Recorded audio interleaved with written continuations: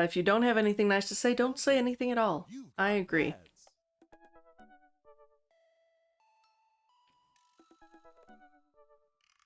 Do I want... I mean, we haven't gone on a date with Damien yet. Let's see. Damien Bloodmarsh. How do you do? I have finally decided to join this information superhighway. I'm not entirely sure how this works, but I will try my best to understand. I love long strolls through graveyards and spending time with my son. If you would ever like to chat about the latest in Victorian fashion, the inevitability of your own demise, or black cats, please send me a letter. On a Friday night, you're most likely to listen to true crime podcasts while I taxidermy my newest specimens. I just remembered what this guy's house looked like. If you had one thing to take with you onto a desert island, what would it be? A coffin. What are your turn-ons? Pronouncing bosom correctly. It's bosom, right? Got the cat. What? What? Come here. Come here. It is demanded. Come here. I'm gonna go pet him. Because he's being a turd.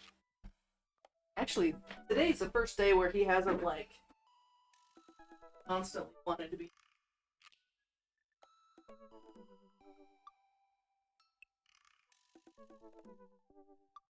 Happy one.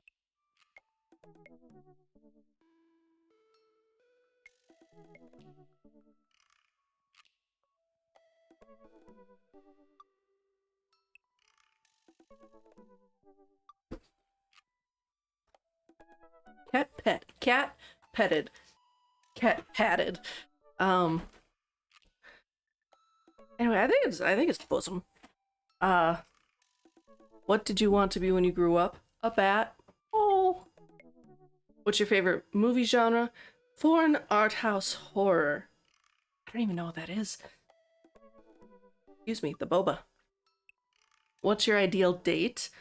It's night. We are at an industrial dark wave club in Berlin. The music drums to the beat of our hearts. Beautiful. What do you never leave home without? An upside-down cross.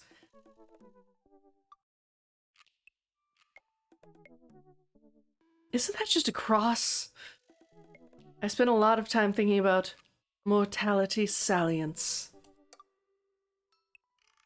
Don't skip the corners. Don't.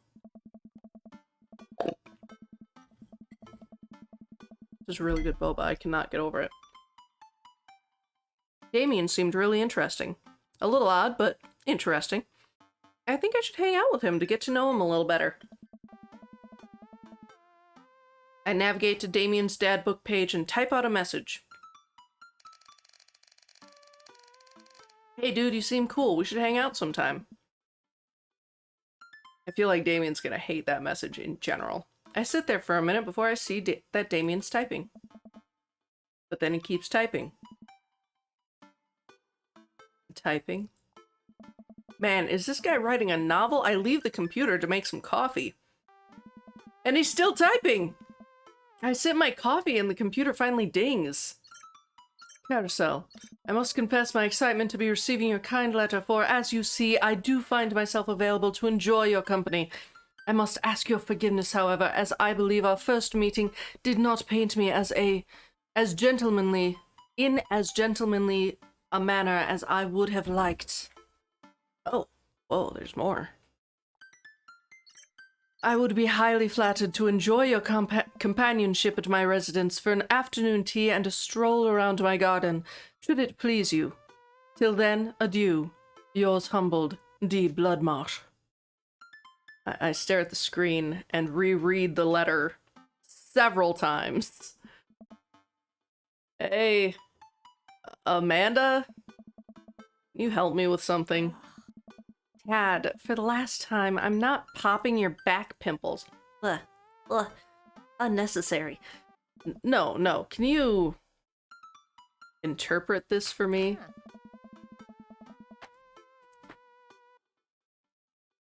You can come up if you want.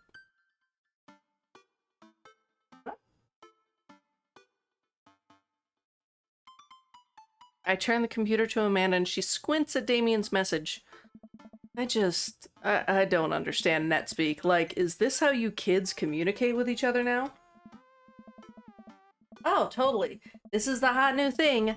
See, Dad, kids got over saying LOL and Lamau or whatever, and decided that what they needed to do was bring it back to the 1800s. So, what do I do? Where's your pen and quill? What? Did you forget to unpack the pen and quill? Dad, how will we address the nobleman in regards to your upcoming debutante ball? Okay, now I know you're messing with me. Father, without the proper chaperone, you'll never end up with a suitor worthy of our land. Or our dowry. Or... So, you read Pride and Prejudice for school one time, and now you're reciting things you know about it back to me. Aren't you? Like, the first 5 pages. Then I read a review of the movie. Still gotta be, though. Great. So, what do I say to Damien? I got this. Amanda reaches over me and types on the keyboard. Sure thing, dude. Regards. Carousel.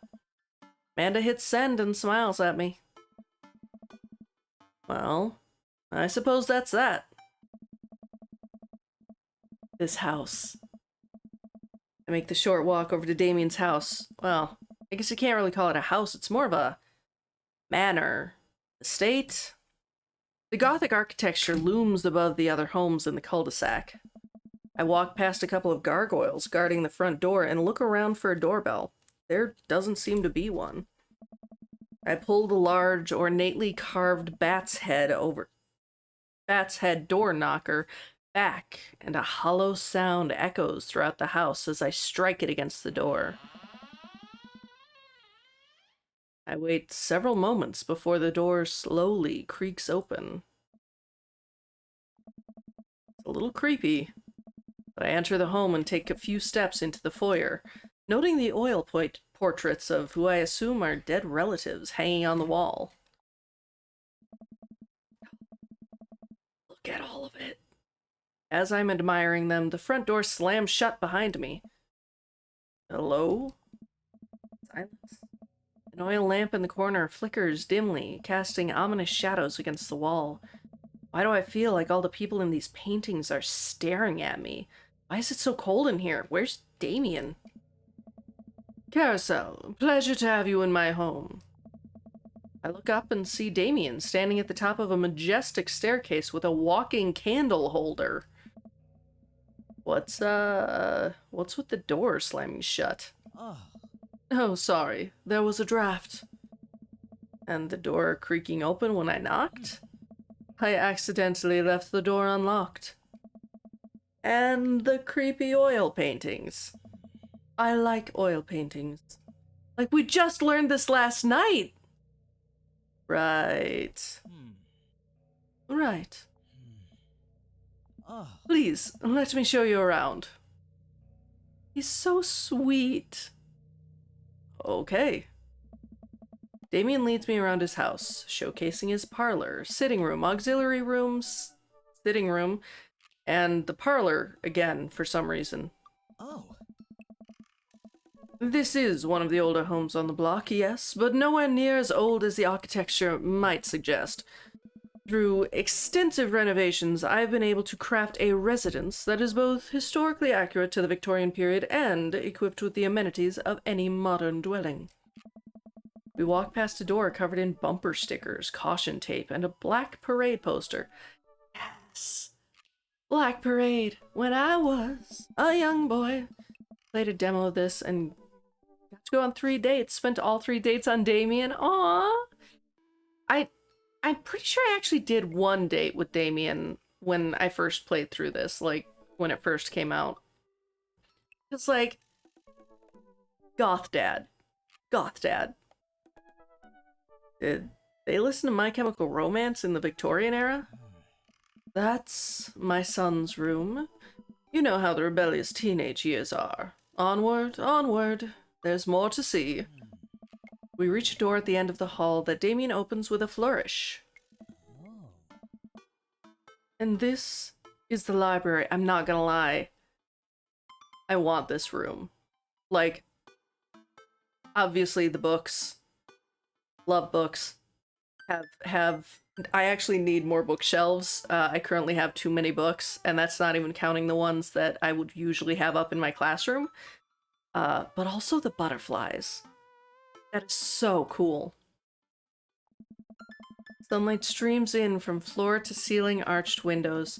The walls are lined with packed bookshelves, and even more books are scattered over the period-appropriate furniture. Damien is clearly really proud of this room. Honestly. I walk up to the glass display of pinned bugs on the wall. It's pretty impressive.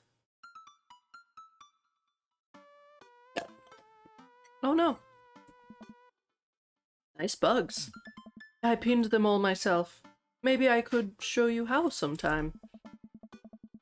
I'm concerned I would stick the pin right through my finger. Ah, the pinner's gambit. Is that a thing? No.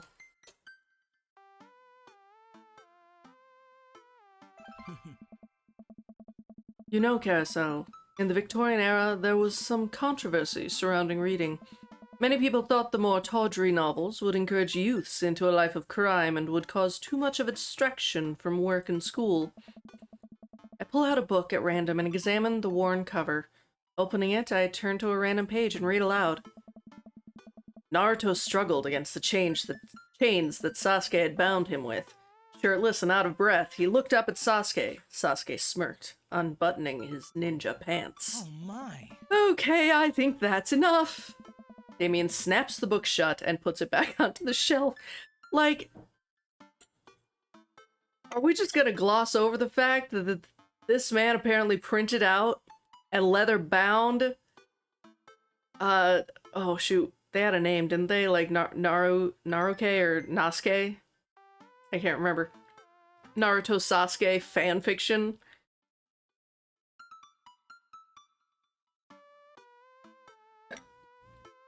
I'm trying to get the last boba out, and it's not working.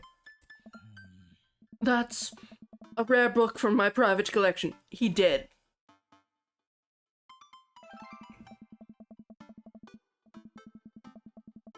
I guess, but it's one of those, like, how much money does this man have?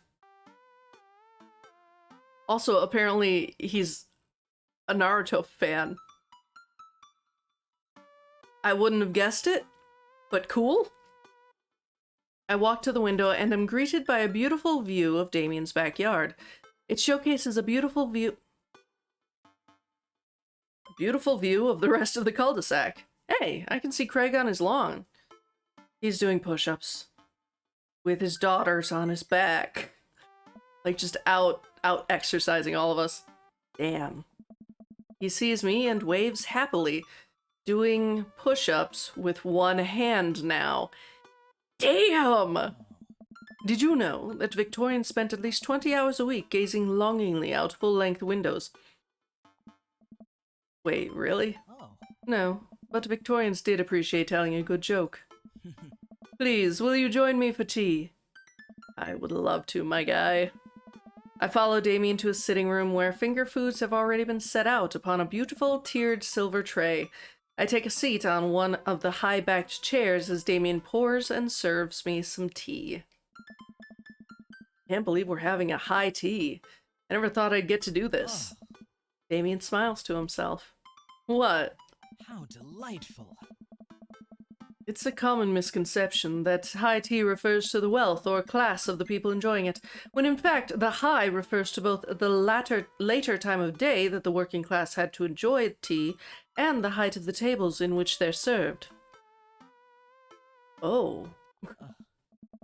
My dear friend, we're currently enjoying afternoon tea. That's informative. Damien takes a seat next to me and serves me a tiny sandwich.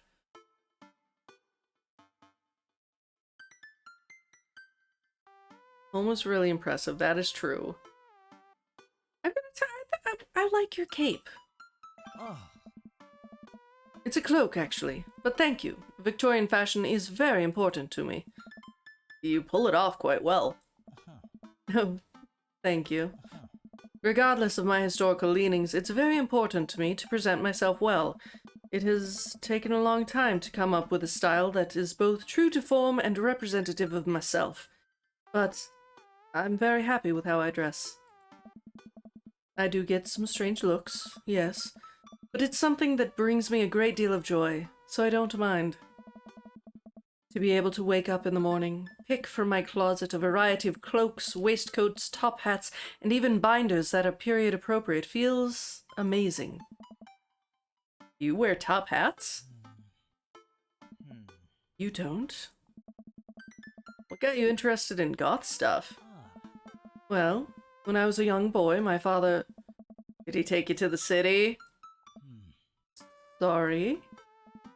Did you guys see a marching band? I'm afraid I don't understand. You're serious? Damien, why? When I was a young boy.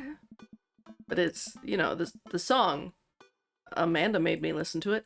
This, quite frankly, this is the song that we grew up with. Like, these, in theory, these dads are like maybe 5 to 10 years older than me.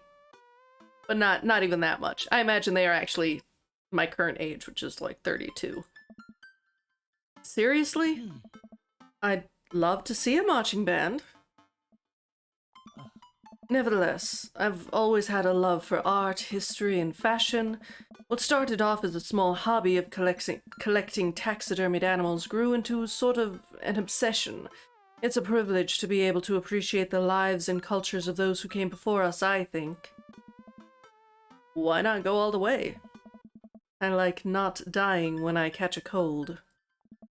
He takes a sip of tea. I can acknowledge that there were many very terrible things about the Victorian era, and to try to live a life that strictly aligns with those ideals would be admittedly horrid. Yeah, Abby, Damien is canonically a trans man. Yeah, pretty great. And I can't remember if you were here when I was building, but like you can actually make it so that your character is a trans man too. Like they've got I think 3 different body types that then have binders over top, and like it's super cool. I love it. And try to live a life that strictly aligns with those ideals without being would be admittedly horrid. It is. It's so good, and I love it. And this was from like 6 years ago, I think. So, like, I'm not gonna say ahead of its time, but better than so many other games. But I think it takes a critical mind to truly appreciate something to the fullest, to be cognizant of its flaws and love it at the same time. Tell me, Carousel, do you have any hobbies? Oh man, I do, but I don't know if I care about anything the way that you care about this stuff. Well, I'd love to hear about your interests. Hearing someone talk about the things they're passionate about is intriguing, and quite honestly, rather attractive. Please, do tell me about your hobbies. Quick sounds sophisticated!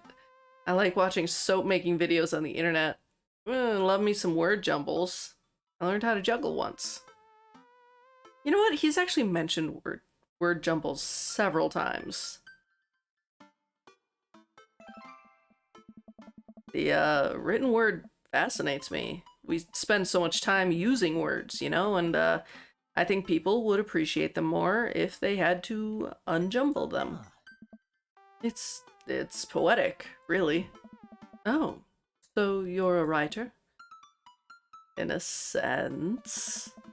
We finish our tea and finger sandwiches. Come, I have one more thing to show you. Damien takes me around to the back of his home, where a variety of flowers flourish in beautifully landscaped rows. A small stone path weaves through it, and butterflies flit lazily through the air. I remember this. I loved this. This garden. Amazing. This is what I want. My garden. It's beautiful. Thank you. Victorians took flowers and floral arrangements very seriously. You see, it was considered uncouth to discuss personal and romantic relationships in public, so lovers and friends alike would use bouquets to send secret messages to each other. Each flower and plant is symbolic of different feelings. Even more interesting is that one flower could mean different things depending on the other plants it was paired with. One had to be extremely careful, as even the style in which the ribbon was tied would around the bouquet affected the message. Damien leans down and plucks a gorgeous bright orange flower off of a vine. Lilium bulbiferum. The orange lily. What do you think this one means? My loins are ablaze. Thou art the tightest. 3 cheers for sweet revenge.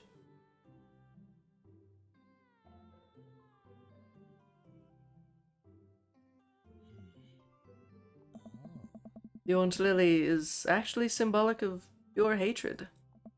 Shoot. I chose wrong. Well, and that's precisely why floral arrangement is so challenging. What's your favorite type of flower? I do like snapdragons, but I also like honeysuckle. Sunflowers are okay. They smell really good. And then you can eat the tiniest little drop of nectar when you pull the stem out. I'll have to remember that when I put together a bouquet for you. Yeah. You would put together a bouquet for me? Nobody's ever given me a bouquet before. I follow Damien down the footpath and admire more of his beautiful flowers. Suddenly a phone rings. Oh, Carousel, will you excuse me? He pulls a cell phone out of his pocket. I'm a little surprised. It's not a rotary phone. Go for it. Damien smiles and walks back to the house. Take a deep breath and enjoy the heavily perfumed air. What a lovely yard. This makes me wish I had put a little more effort into that garden Amanda and I tried to start one time. Our watermelons grew to the size of cherry tomatoes and then immediately died.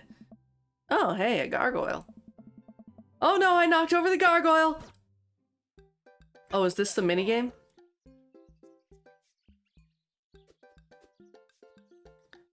Okay, that's the head.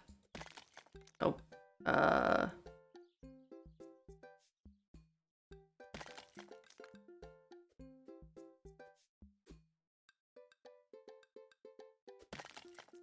What? Okay.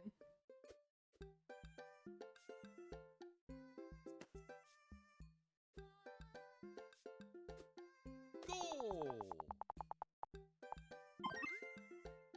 Really? I mean, okay. That was a close one. Uh-oh, here comes Damien. And he looks upset. Ah!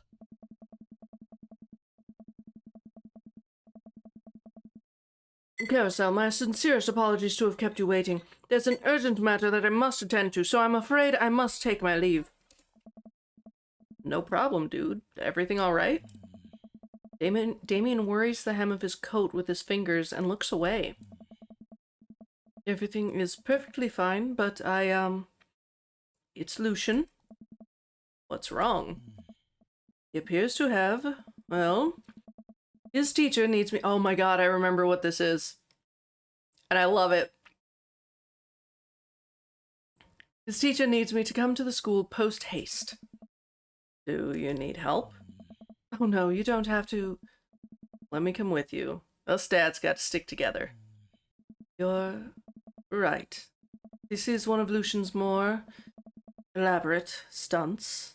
I would greatly treasure having another parent by my side. Let's go. When I tell you that this is my favorite, I love this so much. This is one of my favorite things in this game, and I am sad that I forgot about it. Damien and I walk into the school and are immediately greeted by an anxious-looking Hugo.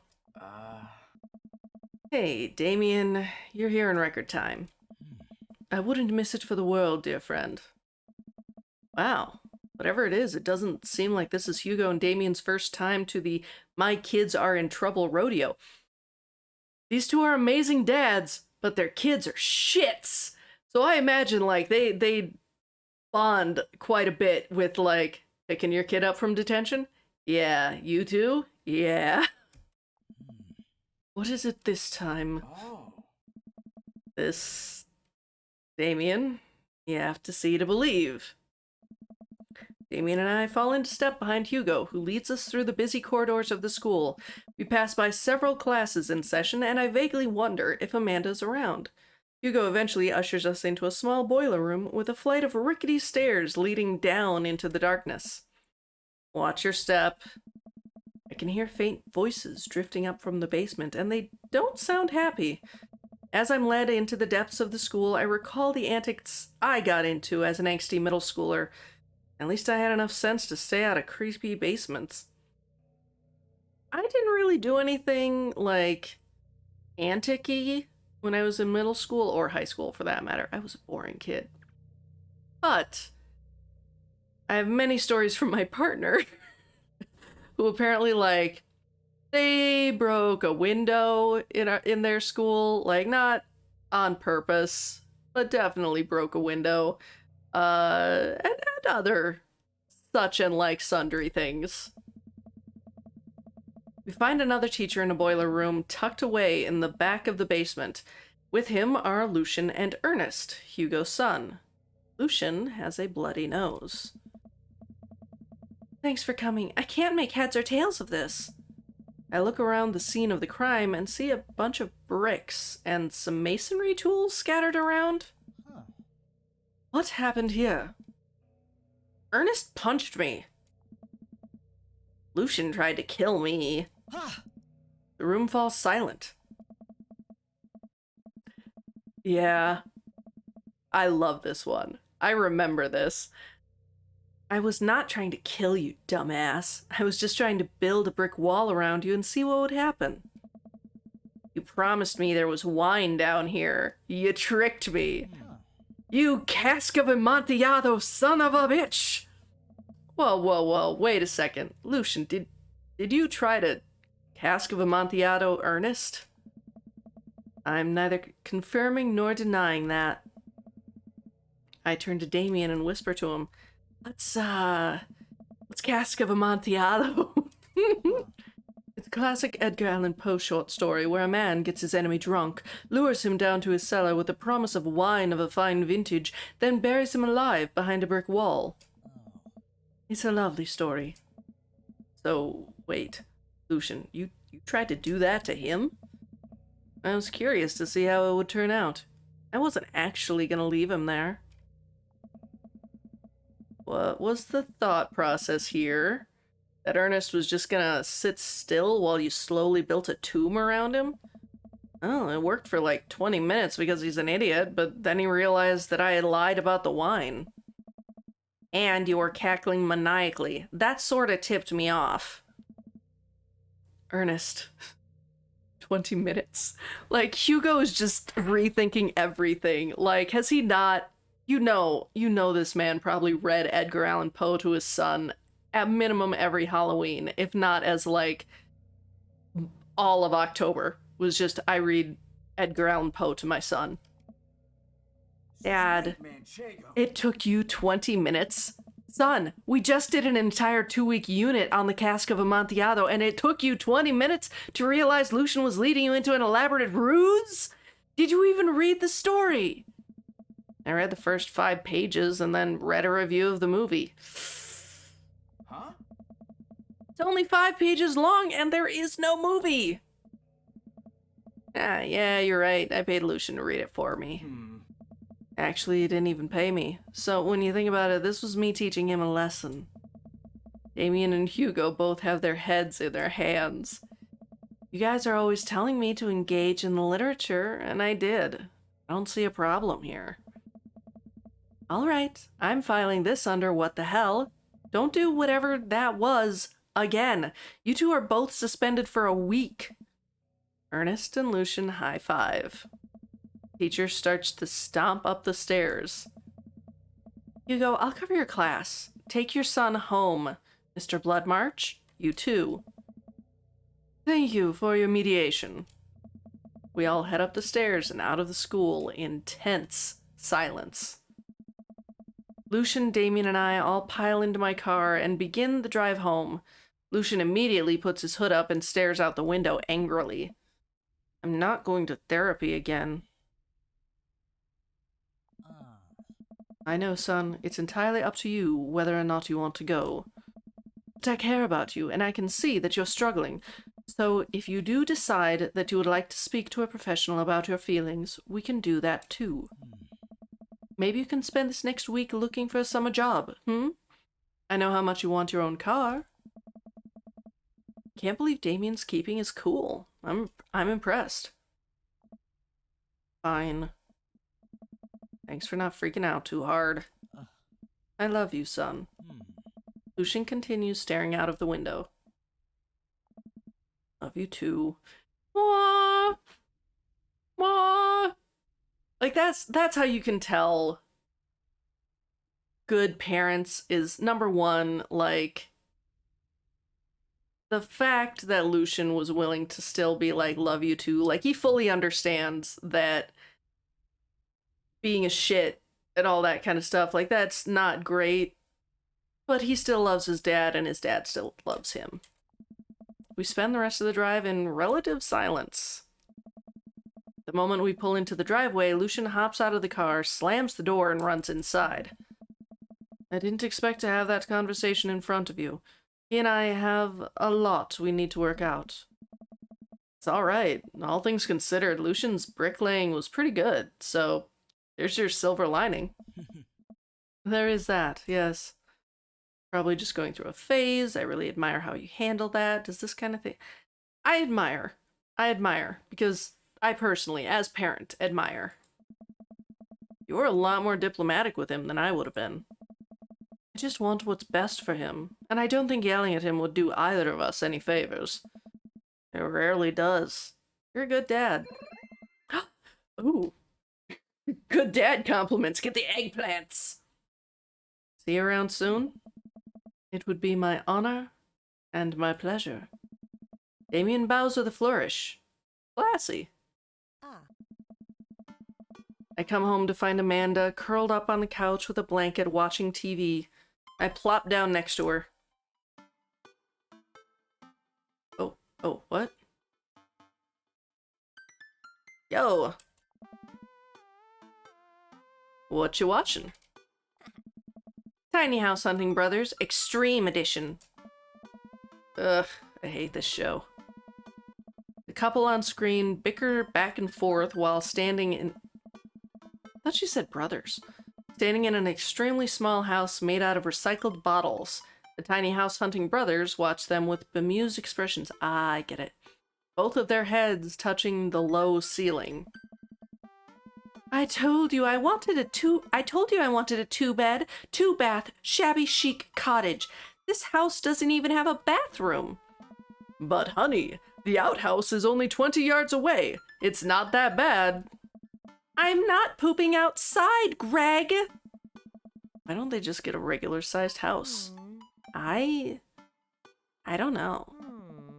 How'd afternoon tea go? It got strange. We had to go to the school to pick up Lucian since he lured Ernest down to the cellar with the promise of a fine vintage and then tried to brick him into the wall, right? How did you know that? Has everyone read this story except for me? Yeah, Carousel, everyone read it. Well, they were like, anywhere... I tend to teach it at like 8th grade level, because wine. But 8th grade level, at least. Lucian live streamed the entire thing. This entire day is beyond me. But otherwise, it was a fun day. That Damien guy's a character, but he's really good company. And a surprisingly diplomatic dad. I dig his style. You know what? Me too. Call someone if you're thinking about them. They probably won't. What do we get? I'm gonna boba up. Simply a majestic evening. An A. I'm curious what I missed. I think it was the flower.